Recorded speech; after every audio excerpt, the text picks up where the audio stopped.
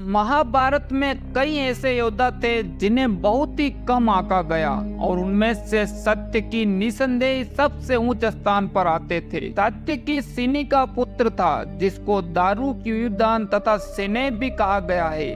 द्वारका में श्री कृष्ण की सेना के एक अधिकारी सत्यक के पुत्र होने से इसका नाम सत्यकी पड़ा था।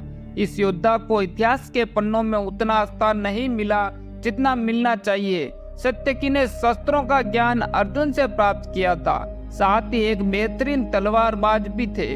उन्होंने शकुनी को 2 बार पराजित किया और जब द्रोणाचार्य युधिष्ठिर को बंदी बनाने के लिए आगे बढ़ रहे थे तो सत्यकी ने ही काफी लंबे समय तक गुरु द्रोण को रोके रखा था। उन्होंने अर्जुन की सहायता करते हुए जयद्रथ वध में भी महत्वपूर्ण भूमिका निभाई।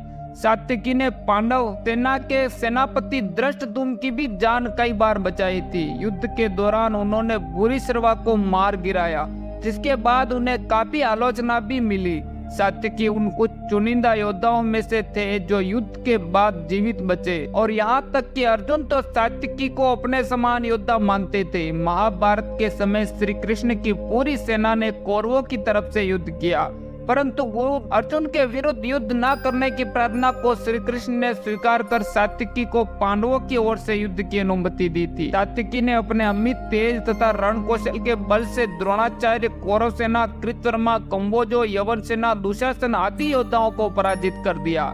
दुशासन ने पर्वतीय योद्धाओं को पत्थरों द्वारा युद्ध करने की आज्ञा दी, क्योंकि सत्यकी इस युद्ध में निपुण नहीं था। सत्यकी ने क्षिप्र गति से छोड़े बाणों से पत्थरों को चूर चूर कर डाला तथा उनके गिरने से सारी सेनाएं आहत होने लगी थी। सत्यकी ने सभी पाषाण युद्ध करने वाले योद्धाओं को मार डाला। तब दुशासन सहित समस्त योद्धा द्रोण के पास पहुँचे। द्रोणाचार्य ने जुए का स्मरण दिलाकर कायर दुशासन को बहुत फटकारा। भूरिश्रवा ने सत्यकी का रथ खंडित कर दिया और उसे भूमि पर पटक दिया।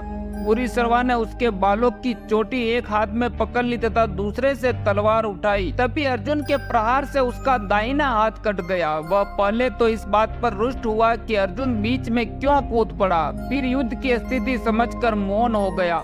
उसने युद्ध क्षेत्र में ही आमरण अनशन की घोषणा कर दी थी। अर्जुन तथा कृष्ण उसकी वीरता के प्रशंसक थे तथा उन्होंने उसे उद्धर्व लोक प्रदान किया। सत्यकी ने रोष के आवेग में सबके रोकने की अवहेलना करते हुए भूरिश्रवा का वध कर डाला।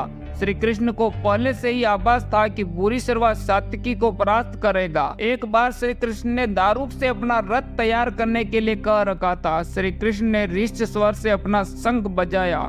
दारुक संकेत समझ तुरंत रथ लेकर वहां पहुंच गया तथा सत्यकी उस रथ पर चढ़कर कर्ण से युद्ध करने लगा। सत्यकी का भूरिश्रवा के हाथों जो अपमान हुआ था उसका भी एक कारण था। सत्यकी ने अनेक बार कर्ण को पराजित किया, रथहीन भी किया, किंतु कर्ण को मारने की जो प्रतिज्ञा अर्जुन ने कर रखी थी उसी स्मरण कर उसने कर्ण का वध नहीं किया।